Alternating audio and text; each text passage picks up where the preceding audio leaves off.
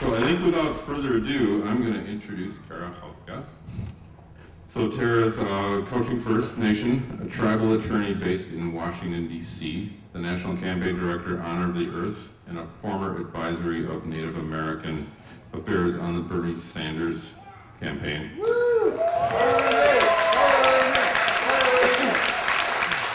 I was a monstrous Bernie supporter, by the way. I've been wanting to meet somebody in the Bernie campaign for forever, so here we go. I finally got to do it. She advocates on behalf of tribal nations and local federal levels, arranging issues impact indigenous communities. Tara recently spent 6 months living and working in the North Dakota fighting the Dakota Access Pipeline. Thank you very much for that.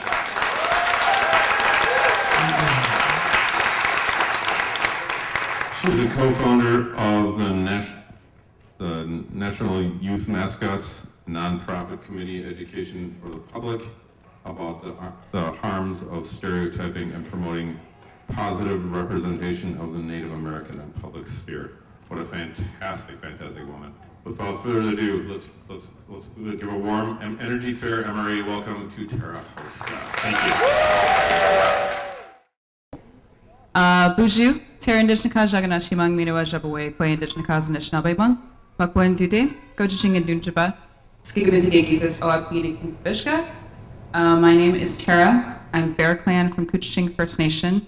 I was born under the maple sapping moon. I think it's very important to always acknowledge the indigenous people of the lands we're on. So we're sitting in Dakota lands right now. There's Anishinaabe lands all around in Minnesota, and that's the language that you just heard. So, I am born and raised in International Falls, Minnesota, and it is very nice to be back in Minnesota. I've been out in Washington, D.C. for the past 4 years and learning all of the lovely policies and procedures of this country and seeing the ascension of Donald Trump into the highest office. I wanted Bernie to win, so I'm on the exact opposite end of that spectrum. We had 2 choices to make, and unfortunately, we did the one that has forced away apathy. I think we can give him that, right? I think Donald Trump has been the killer of apathy. So, I've kind of had I've actually only graduated 4 years ago, which is crazy to think about, and been out in the world. I was a 2-time graduate of University of Minnesota, went there for undergrad and law school. Go Gophers. And I've had this weird path of going from a DC law firm and representing tribal nations around the country to then working with Bernie, and then somehow ending up in North Dakota holding a car mat up to keep rubber bullets from hitting my body. It's been a weird transition over the past few years, to say the least. This last year especially was quite busy. But people ask, why this? Why the environment? Why are you all so concerned about this? Why are you willing to get bit by dogs and shot at in North Dakota and put in dog kennels and hit with water cannons and just all of the madness that happens? Who's familiar with Dakota Access Fight? Yeah. Minnesota had an amazing presence in North Dakota, by the way. I'm very proud of our.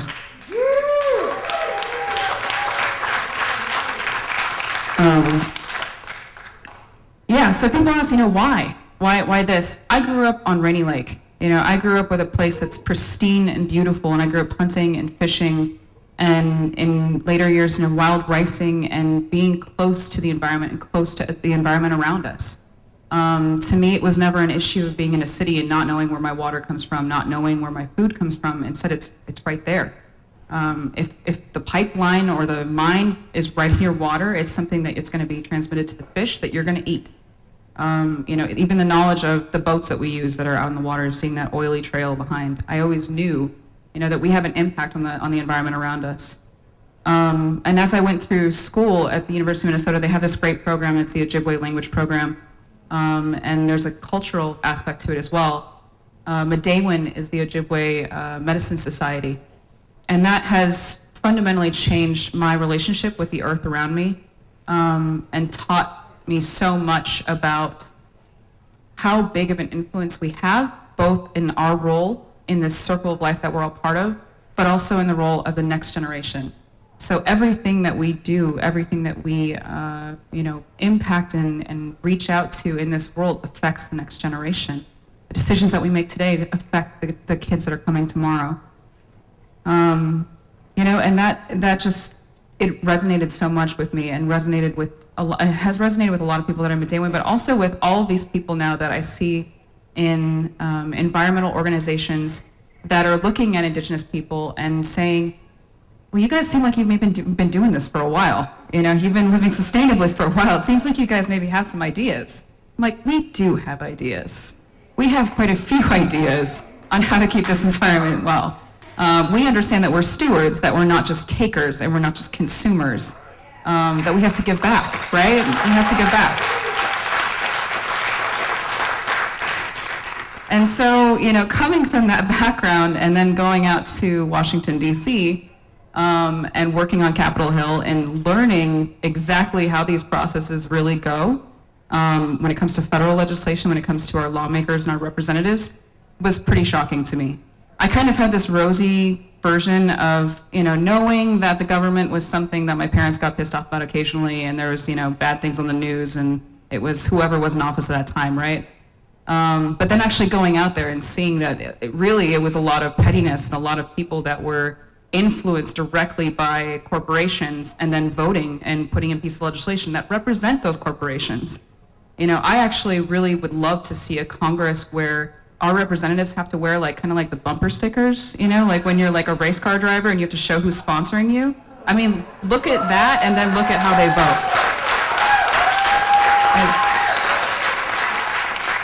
You see these special interest groups that are there, and for me as a tribal attorney, I was a lobbyist on the Hill, but I was lobbying for tribes.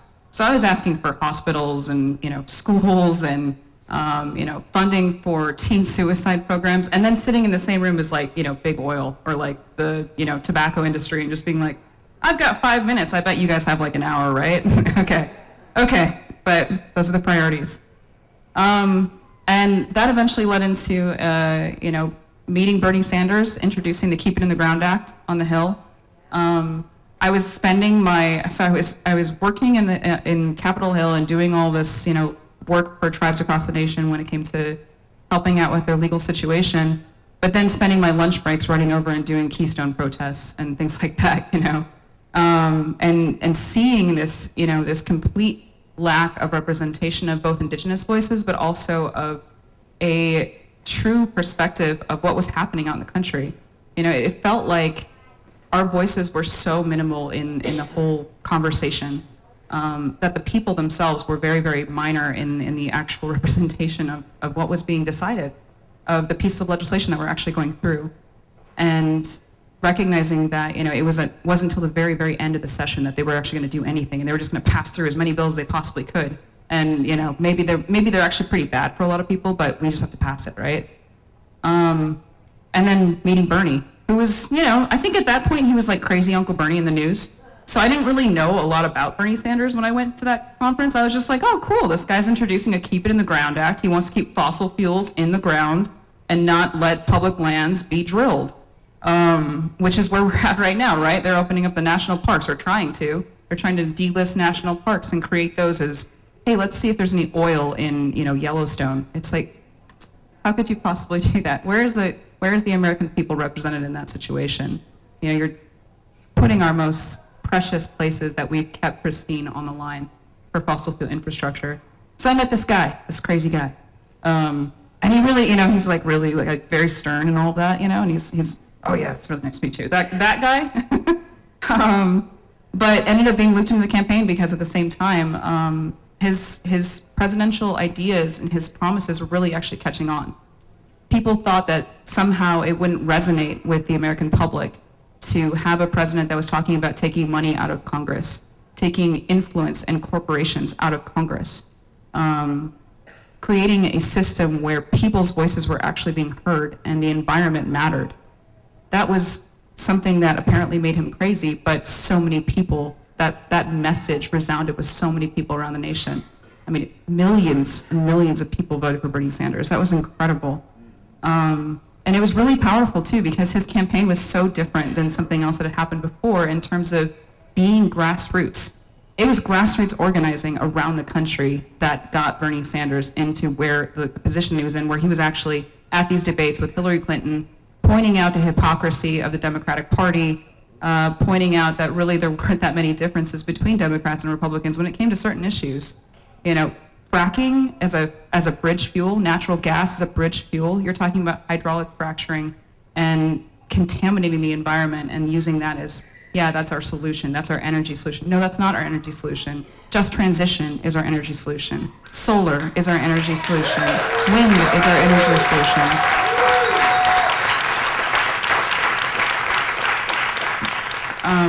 You know, and so seeing, like, I mean, I would go out in these different states and go out and get to stump for Bernie, and it was pretty cool.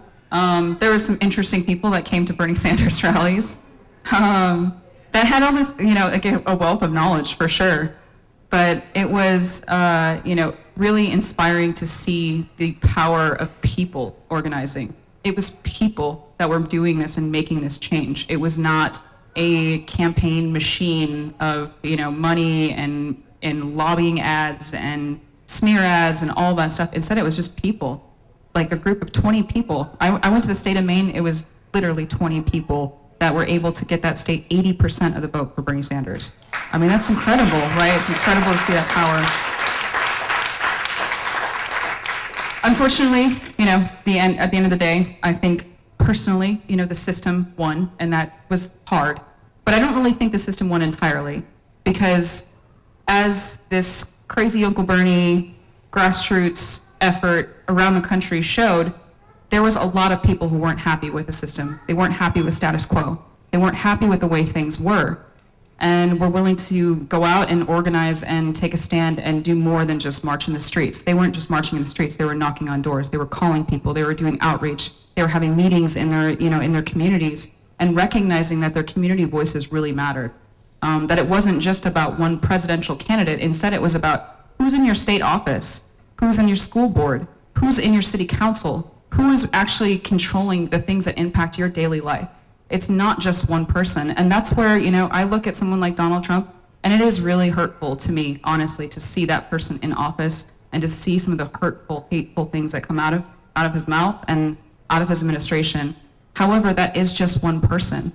One person can't break us, just like one person can't make us. It's on us to keep us moving forward.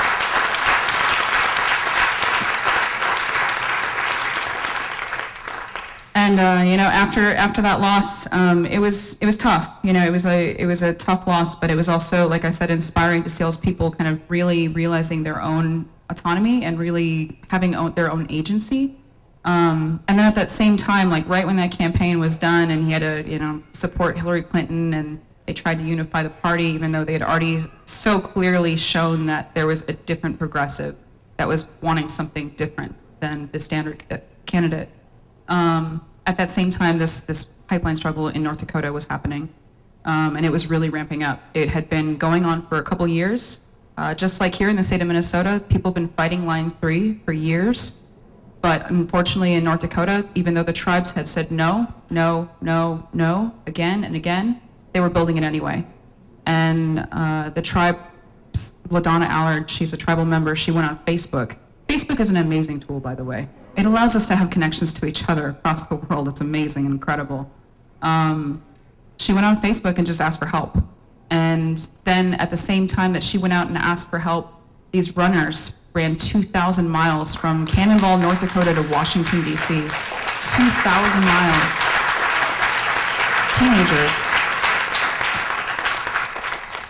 Teenagers that cared, teenagers that was, this is our community, and we said no. This is literally our future on the line. If that pipeline breaks, and pipelines always leak, that happens. There's hundreds and hundreds of leaks every year in pipelines when it comes to pipelines, and it's not just a little bit. It's not just one rail car. It is thousands and thousands of gallons in a single minute. If that pipeline breaks, it will go into our drinking water, and it is the sole drinking water source of the Standing Rock Sioux tribe and the many, many people living along the Missouri River. 17 million people live along that river. And to me, these kids showed up, this call went out, and it was, I have to go. I have to go and help, and I have to stand with finally seeing a resistance of no, we're not going to let this happen. We will not let you do this. We are taking a stand, and we're going to put our bodies in front of the machines. We're not going to let you do this to our lands. We're not going to let you destroy our sacred sites. And so it turned into this resistance that started from a group of about 12 people back in April to 10,000 people in late October. I mean, it was a point, like I got out there in August, and it was a couple teepees and a few tents and people being really excited and feeling awesome. And that turned into a community, like a whole city. It was the 14th largest city in North Dakota, which is pretty cool. 14th largest city in North Dakota. I mean, North Dakota is pretty sparse, but that was cool. That was super cool. You know, we joke around about, you know, getting our own zip code and all that stuff because they were trying to figure out, well, where do we mail all their arrest forms to? I'm not really sure. Like, we have warrants out for them, but they're living off, I don't really know, they're living off the grid. Also, all the stuff that you guys are working on, that made such a big difference when you are living outdoors. When you are doing active resistance, having solar arrays, having wind energy, having your own energy production is incredibly important to keeping those camps going.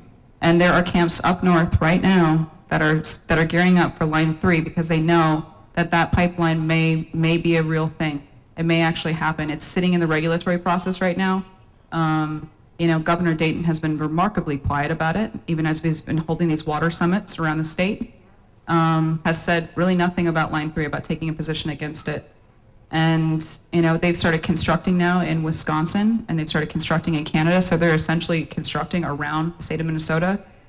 To them, it's a done deal, right? In their minds, this is what we're gonna do, we're gonna bully this through. Minnesota doesn't matter. You guys are gonna approve this.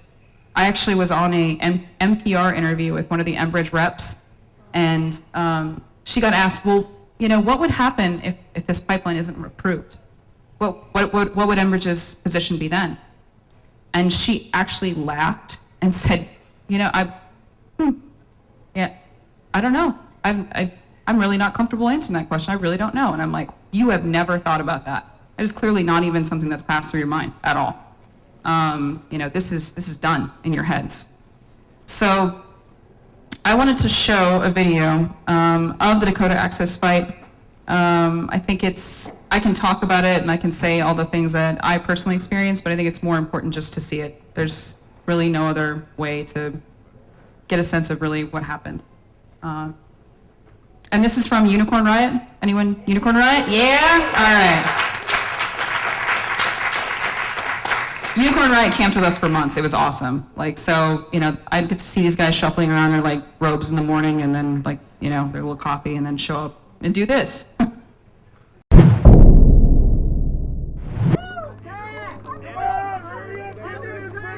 People are really clearly saying they're not going to get out of the way. It looks like the police are firing the LRAD now. It looks like the roadblock up here is going up in flames.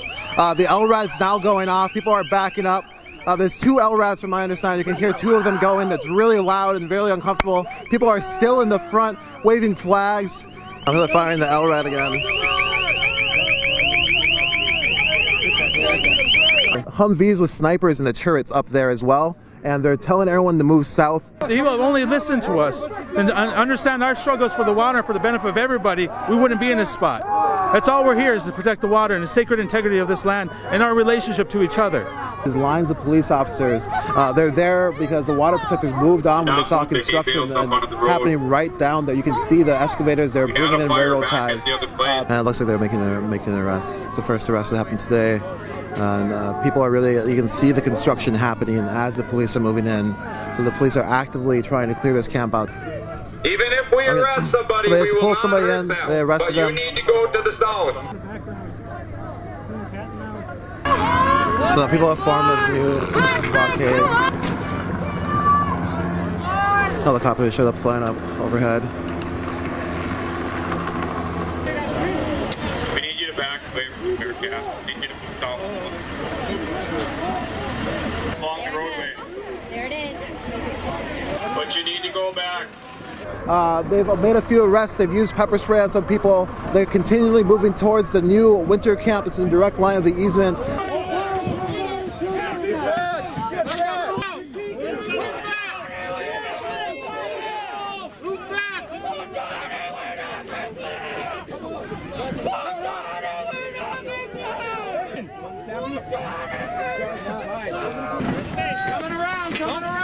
Cut that. Get the foul.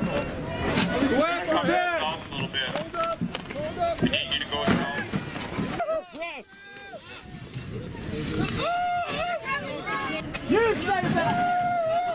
Guys,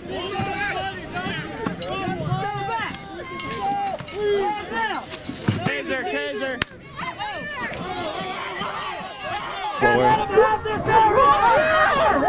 They're making more and more lines. There's a big circle of people praying behind us, a bunch of people on the road. And here they've been holding this ground. They don't want them to come into this camp. You can see all these teepees, and the police already made it clear they're planning to take them all down once they get here. They're holding a multi-round grenade launcher.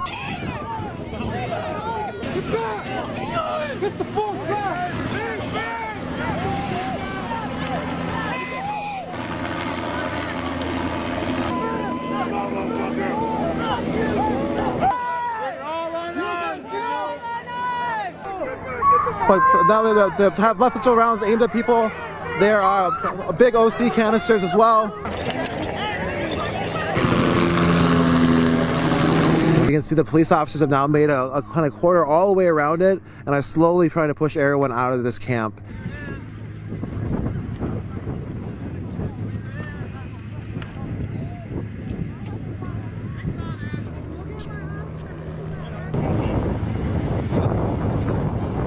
That's the pipeline route right there. That's where the Dakota Access Pipeline is supposed to come through, directly through this ground to that camp that was set up. We're here to protect the sacred water and sacred Mother Earth, and I just don't want to have to tell my kids when they ask me what does clean water taste like. Part of the International Indigenous Youth Council. I stand in solidarity with you, me and my people. Stay away from the officers. Do not get out of the pickup. Stay at the pickup.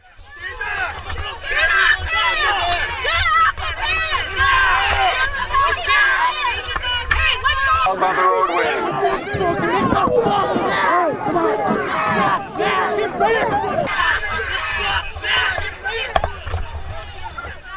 Move south. Move back, you guys. Move back. Hey! Hold on your arms. Do not throw objects from the crowd. Move to the south. Move to the south. Pepper sprays being unleashed. More pepper sprays. Tons of pepper spray in the air now. The wind is sort of on. Let's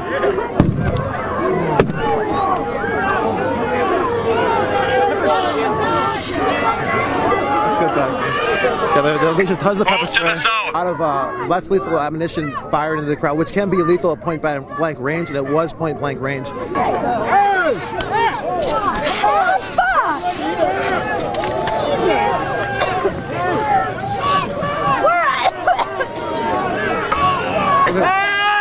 This took down somebody. They're stepping on them. So right now, people with medicine staffs are trying to hold their line. They're holding it in prayer.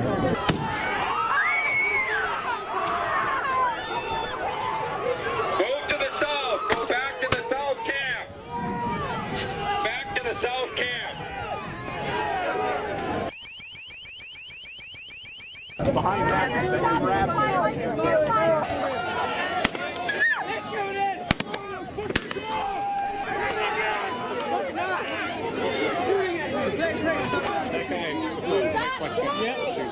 Stop throwing! Stop throwing shit! Move to the south.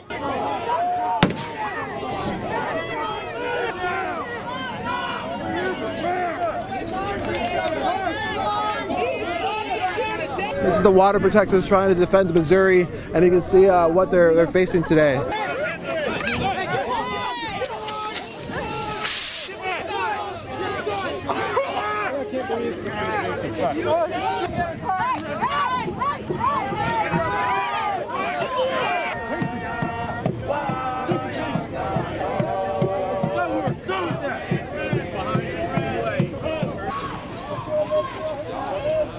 I just fell in the barricade.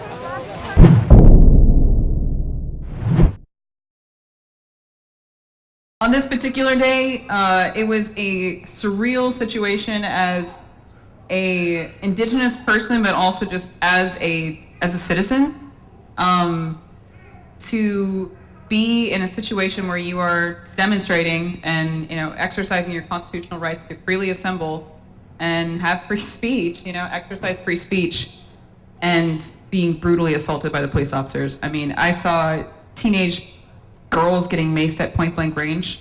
Mace can kill you if you're hit that closely, and I mean, we're talking like right here. I almost got shot that day. There was a guy that saw me. I had been questioning the police officers who were all lined up and looking at us with their guns and like behind their masks. I asked them, you know, I signed up, I'm a lawyer, right? I swore an oath to uphold the laws of this country and to, you know, ensure that the laws of this country protect the citizens. What are you doing? Are you protecting citizens right now? Are you protecting a pipeline? And I could see like their heads start to get like really shamed, right? Like they were very ashamed of what they were doing. And one guy saw that and he like immediately took aim like right at my face and pulled the trigger, right? And someone saw that right as he did that and pulled me back and it exploded like right next to my head. I mean, if that had hit me in the face, I would have been very, very seriously injured. It was a situation where I was seeing in real time the interest of profits and the protection of profits over the protection of human beings. The human beings who were trying to protect the drinking water and their drinking water and the land for everyone, including the sons and daughters of the police officers, and including the sons and daughters of Energy Transfer Partners and of Dakota Access Pipeline and all the people that are involved in that, were being outright assaulted for taking a stand and for trying to stop the destruction of a sacred site that was, I mean, it was where that exit sign is right now. It was that close, watching and knowing that a sacred site was being destroyed. And that's not just a sacred site to indigenous people, it's a sacred site for everyone, right? This is our shared collective history.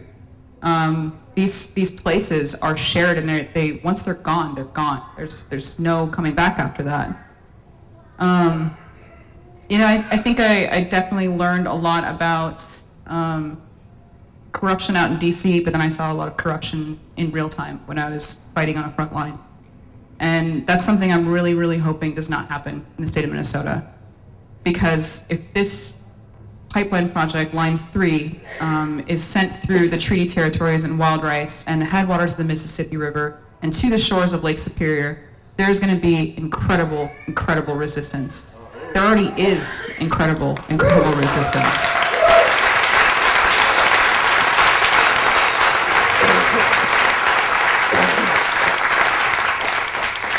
I mean, there's multiple camps of people right now that are standing there, that are making a stand. So if any of you want to take your skill sets of building amazing things up north, there's people that could definitely use your help because it's starting to get cold. But you know, you come to this point of, okay, so obviously there's a lot of problems, and I'm one of the people that fights against the problem, right? So I'm trying to fight against the expansion of fossil fuels. I'm trying to fight to protect the environment for future generations. But there has to be solutions too. And that's where renewable energy comes in. It's almost like beating your head against a brick wall, right? Like you're having these conversations with big oil and you're having these conversations with banks and with investors and all these different people.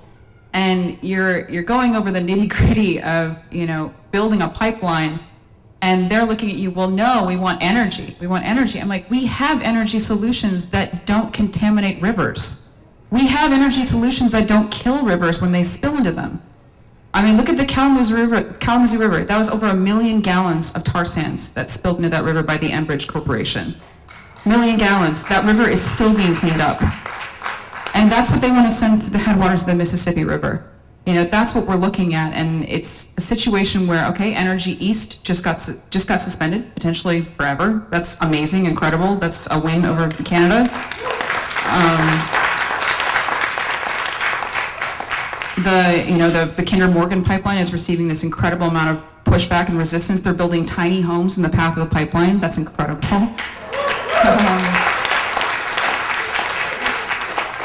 And now we've got like what's left, which is Keystone and Line 3, you know, and Line 3 is Enbridge's single largest project in history. It's the single largest project in the history of their company, and that's what they are putting all their eggs into. So imagine if we are able to defeat this pipeline and defeat this project. Imagine if they have to turn tail and go home. You know, this is Canadian oil. It's not their citizens that are going to bear the risk. It's ours. It's our citizens that have to worry about that pipeline breaking. and walking through your field and smelling oil and realizing tar sands are now laying on top of your field. I think it's an interesting situation to see indigenous communities who are some of the poorest in resources and some of the most invisibilized and not heard, that are out in front of this, that are the ones trying to lead the charge, that are the ones who are leading the charge. The Dakota Access Pipeline did get built, but along the way, we cost them hundreds of millions of dollars. And in the divestment efforts that we've been doing, which I will continue to do, what a lot of us are doing, we've cost them billions of dollars, billions. To the point that I've now had to see Kelsey Warren, the CEO of Energy Transfer Partners, painting himself as a victim, saying that the environmental groups and the Indians targeted him and they told a bunch of lies and it's really safe and they don't know. He actually alleged, they're suing us too, by the way. They're suing all these environmental organizations that tried to stop this pipeline in North Dakota because of the damage that was caused, right? And because of us now looking at, okay, so you guys don't care, obviously you have no souls, so we're gonna go to the banks because our money is the ones who's in the banks, right? Like we are consumers, this is like our money that you're actually out investing, so we should have a say in it. They listen to us. The banks really don't like us showing up. When we show up at Wells Fargo and we're rallying right in their front entryway, they're like, not happy to see us, right? Not happy to see us at all. And then if we show up with y'all and y'all are saying, hey, here's a great solution. Look at this. We could do this instead. That is both resistance and transition happening at the same time. The problem and the solution. I really hope that we come together and continue to resist together. So I wanted to, leave with one piece and then hear from you guys because talking is talking. But I think there is power in the earth, there's power in the water, and there's power in the sky, and there's power in each other. And so, run for office or run a protest or run to break the system apart. Whatever floats your boat, it's all good, right? Because we're all fighting for the next generation. We are all in this together, and together we are powerful, and it's people that make the difference. So, go on, miigwech.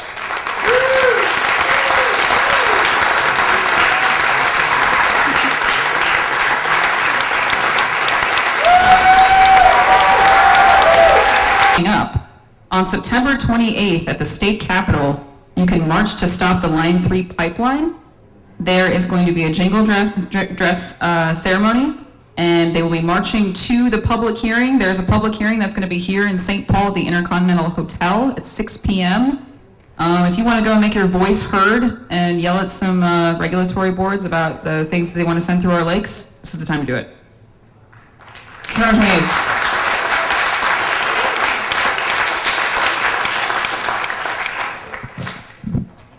Thank you, Tara, and thank you, everybody. Fantastic. Thank you very much. So we're going to take a few questions. Anybody have any immediate questions for Tara? Let's just hear. You could come over here, or actually go ahead and shout your question out.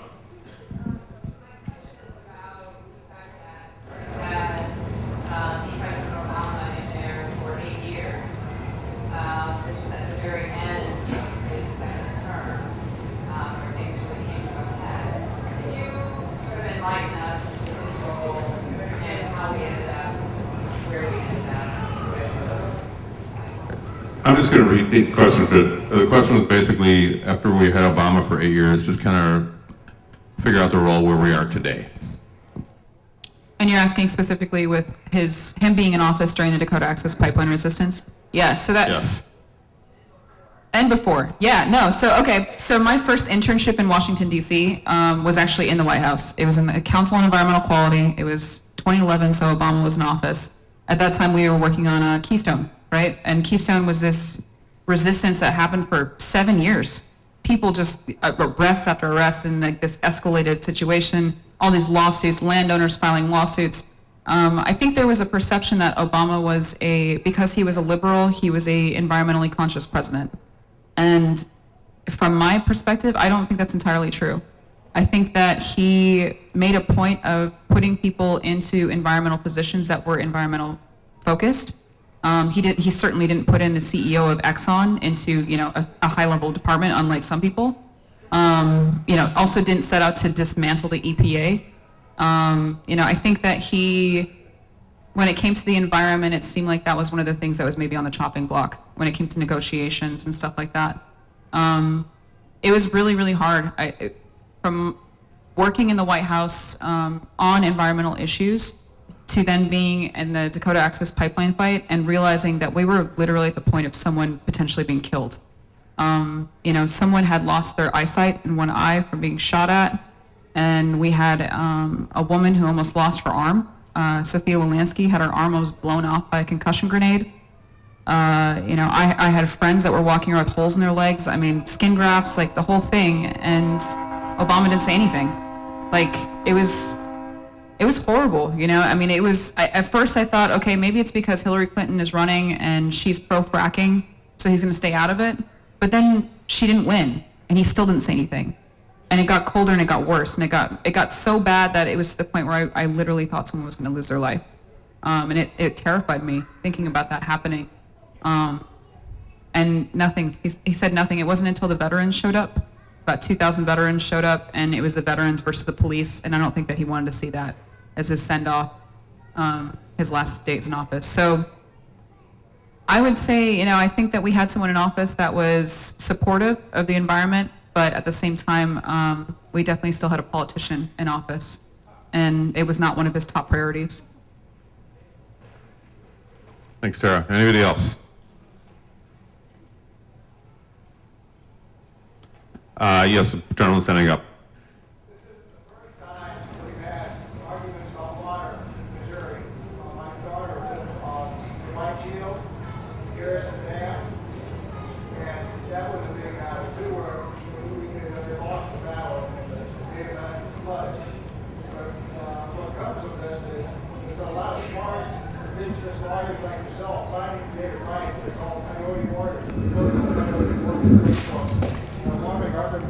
God bless you. We all hope so, right?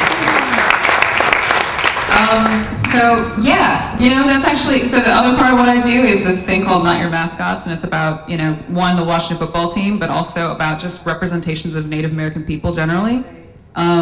It's surprising to me that even in Washington, D.C., which is pretty intelligent people for the most part, I mean, maybe not now these days, but for the most part, right? But still getting those questions of, man, you're an attorney, really? You guys are attorneys now? And I'm just like, Indians are everything. Like, we're also doctors and lawyers and teachers, and like, we're all over the place. We're everywhere, right? We even live in houses these days. It's crazy. Like, 2017 happened, and, yeah. Or my teepee has Wi-Fi in it. I tell them things like that. I'm like, what are you talking about? Yes, there are quite a few Indigenous attorneys. We always need more people. We always need more attorneys, but we also need people that are non-Indigenous too. I mean, it's everyone. This is, the water and the land is all of us. It's all of our future that's at stake.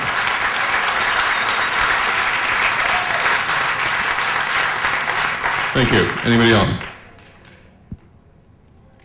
Are Senator Klobuchar and Franken, are they allies, would you say, or maybe not so much? So I would say, I did see that this gentleman right here, actually, Mr. Robert Pilot, questioned Senator Klobuchar directly about Line 3 and about Indigenous rights. And she did a pretty good sidestep, I thought. She talked about jobs, and she talked about not hearing really any pushback on this particular issue. So I think that's a crock, and I think we should maybe push back even more just to remind her that, yes, we actually do care a lot.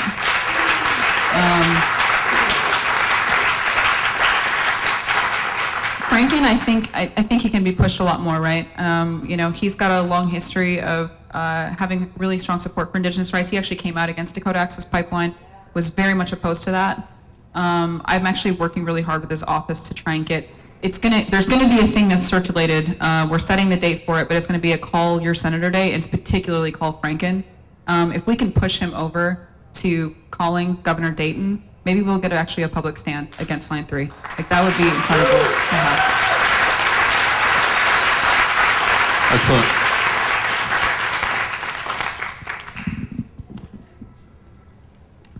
Follow up to the last question. I'm from Wisconsin, so did you get any help from any of the congressional delegation from Wisconsin? I know Ron Johnson's a absolute zero, and so is Paul Ryan, and we've got plenty of zeros in Wisconsin now, but hopefully we had somebody that helped out.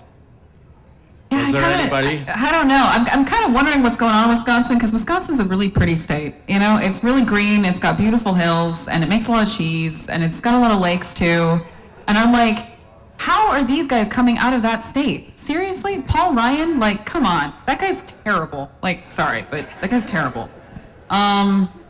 I really haven't done a lot of organizing with the congressional members in Wisconsin, but I'm assuming because I actually will be moving back to Duluth very shortly to fight Line 3 on the ground. Yeah.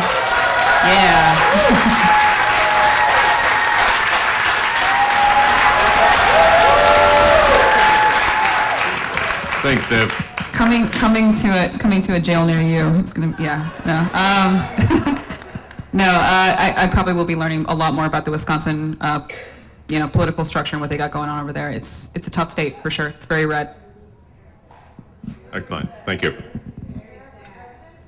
Hey, thanks, PDE, Tara, for all you do. This is Robert Pilot. The one thing that I just want to mention too about Amy Klobuchar is that there's an old native saying, the left wing and the right wing are from the same bird.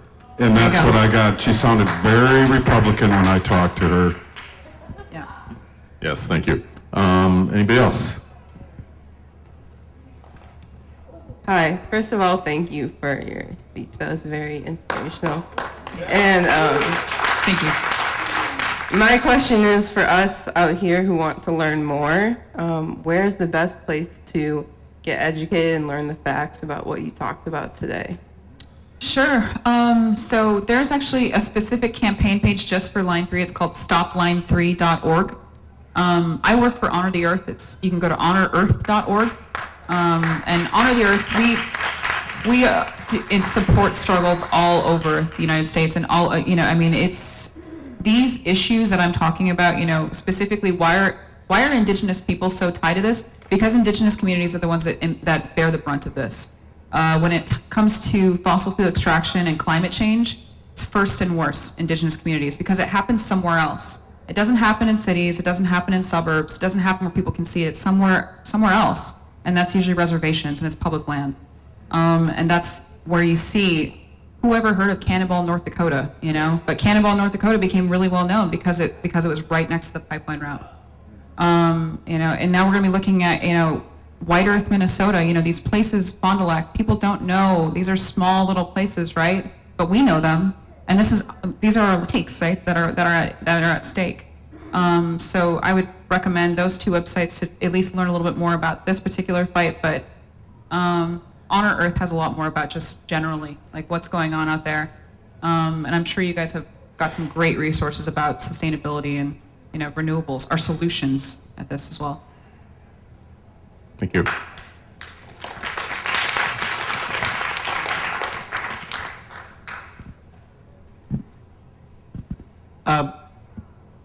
Thank you for speaking. Are there some specific Line 3 events and actions coming up that you want to highlight? September 28th, go to the public hearing. Please go to the public hearing. Seriously. The hearing will be at the Intercontinental Hotel in St. Paul at 6 p.m. There's also one at 1 o'clock. You got 2 chances to go and talk to the regulators and tell them why you're concerned about this going through their lakes and through your drinking water, through your watersheds.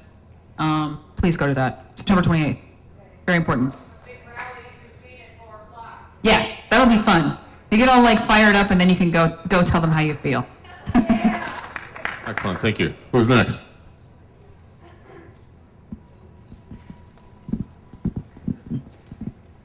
This is another advisory board member, by the way. Hi.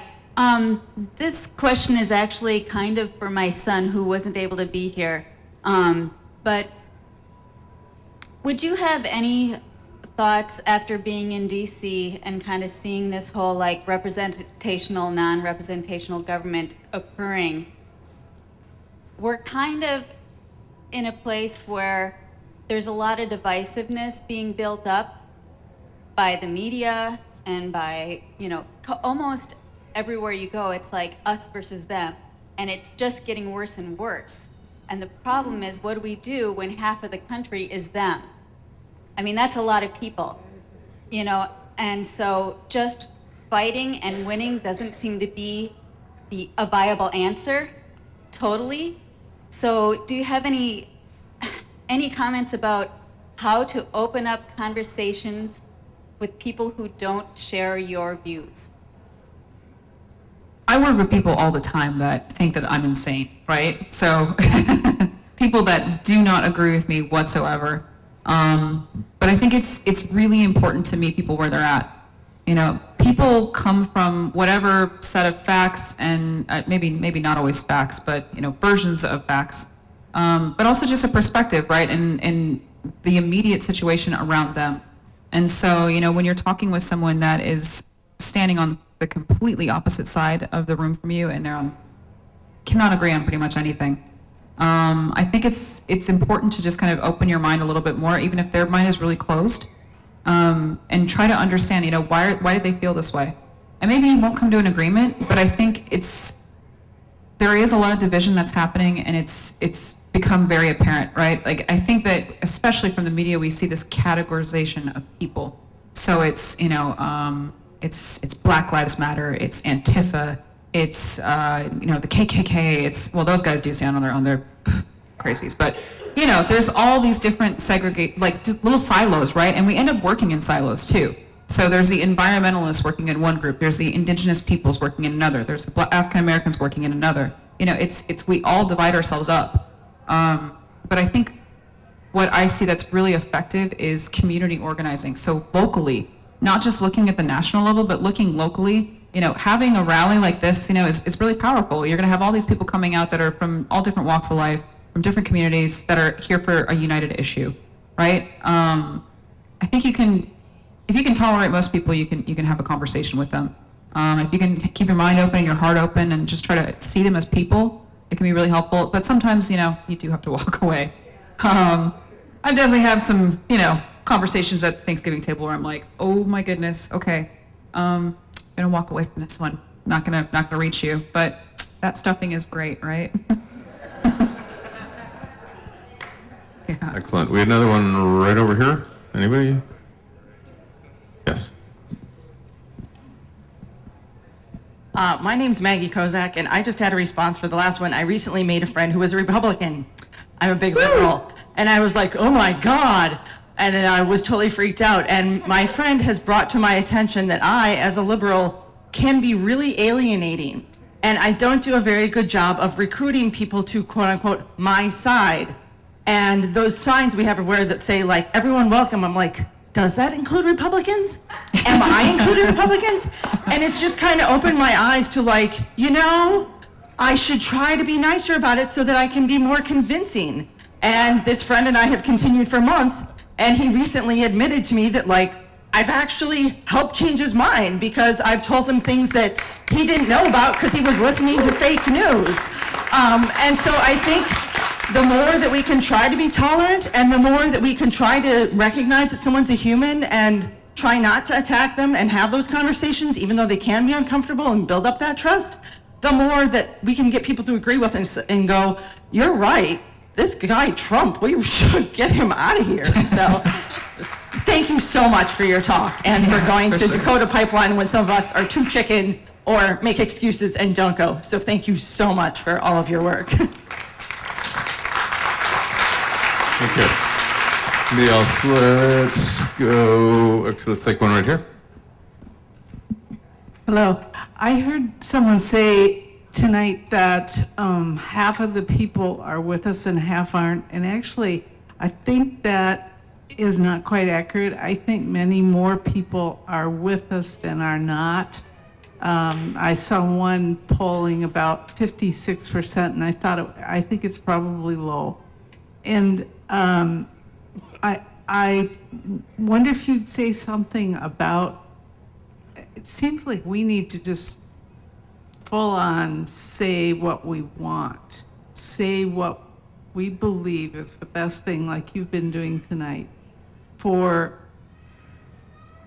the land, the water, the country, all the people, without rage.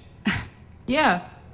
You know, actually, that makes me think. So you were fundamentally opposite sides, right, of the table. What's it like to have a conversation with someone like that? So when I was arrested and I was on the side of the road in zip ties, one of the police officers was horrible. He was, trying to say all this stuff like, you're never gonna get your car back, you're gonna be in jail for the next 6 weeks, all this stuff to all the people that were arrested. I'm like, none of that's true. And he's like, how would you know? And I go, because I'm a licensed attorney. And he walks away. He was really mad, right? But then this other guy came up who was a local police officer, right? Because that was the thing. North Dakota, they had to bring in police officers from out of state because it was police officers that would have been in a situation of beating up their neighbors, right? That's a very uncomfortable situation. And also the knowledge that this is their kids drinking water too. And so the next guy that had the conversation with me was a local police officer. And he was, he came over and he was like, all right, I have a conversation with you, just talk. And I was like, in my handcuffs, I'm like, well, I have nothing else to do at this moment. But no, he was like, I don't understand. Why would someone like you, why would an attorney do this? Why are you here? Why would you get arrested like this? This is stupid. And I asked him, I was like, okay, well, why do you think that? And he's like, well, let me guess, you're from California and you're some liberal, right? And I was like, no, I'm from International Falls, Minnesota. And he goes, wow, I fish over there all the time. I go fishing over there. And so then we started talking about fishing, right? And then we started going in the conversation of, well, do you know what hydraulic fracturing is? And he's like, no. And I was like, well, those big oil derricks, they're pushing a bunch of chemicals into the ground. And have you noticed that the lakes up north maybe aren't as clean? And he's like, oh yeah, my son and I, we can't go fishing up there. The fish, you can't eat those. And I was like, okay, well, that's what these people are concerned about. They're concerned about contaminating these lakes. And then I could just see the wheels slowly turning, oh my goodness, maybe you guys are talking about water, and maybe this actually would impact me and my son and our ability to fish. And so just reaching them as a human, and at that point he was like, I could see he kind of maybe felt a little bit bad about me being arrested, but he was nicer to me after that. But yeah, so that's a moment of meeting someone where they're at, for sure.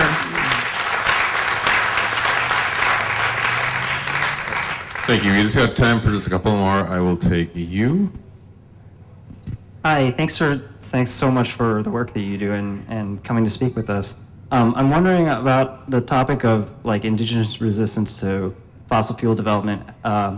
If there has been any collaboration or communication with communities north of our border in Canada, since this is where the tar sands are operating from. Absolutely. And so I'm actually from a First Nation. So I'm from Couchiching First Nation, which is on the other side of Rainy Lake. I've actually got a bunch of family that's over here. Also from Couchiching. Yeah.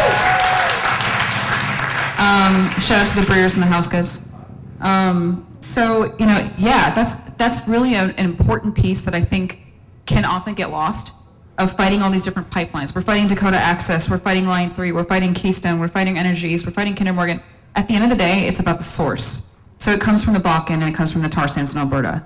And the tar sands in Alberta, those are tiny little communities that are so horribly impacted by this. We're talking, cancer rates that are out of control, people dying at the age of 30 from cancer, tons and tons of people in these little places. So I've been personally trying to do a lot of collaboration as much as I can up north. I've been going up to Treaty 3 where I'm from. I've gone up there a couple times this summer and, working with organizers that are desperately trying to get resources and attention to stop it at the source. Always keeping that messaging in all of our work is really, really important, to stop it at the source, because there is a community up there and several communities up there, and they are desperately, desperately impacted by this, and it's really terrible. So yeah. There's definitely collaboration. We have to acknowledge it's a colonial border, right?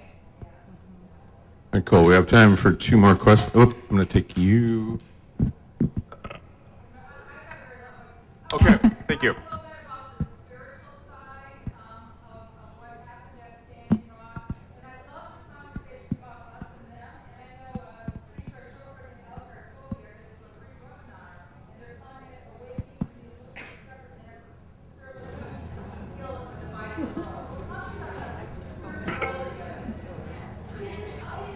Sure. So that was one of the most beautiful parts of Standing Rock, right? There was this really, really difficult situation going on where you were going out and seeing incredible violence done on other human beings, and that was really hard. But the only reason that we were able to keep doing that was because we were in prayer. And there were hundreds of communities, hundreds of nations that came together and shared culture, prayer, food, knowledge, traditional knowledge together. That was like one of the best parts, is being in this community where so many different nations were around you and you could participate in ceremony that you wouldn't normally get a chance to experience. You could go hang out with the Dene people, you could go talk to Pueblo people, you could talk to, Six Nations Mohawk people. There were so many different nations that were together in that situation. That was what kept us going. That grounding is what keeps me going. Like I said, Ojibwe Medicine Society Medewin is what keeps all of the work I do grounded. It's something that flows through my relationship to the earth and to the water around me, because it's actually my cultural responsibility. Women are water keepers in Ojibwe culture. That is, we are keepers of the water and men are keepers of the fire. So it is actually my cultural responsibility to take care of the water. And when you have the knowledge of something like that women have this role and are fundamentally connected to the water of the earth, just like the water within our bodies and within our wombs, that it keeps you going. That part is beautiful and it keeps you going. Excellent. So we got one more question. Sorry, guys.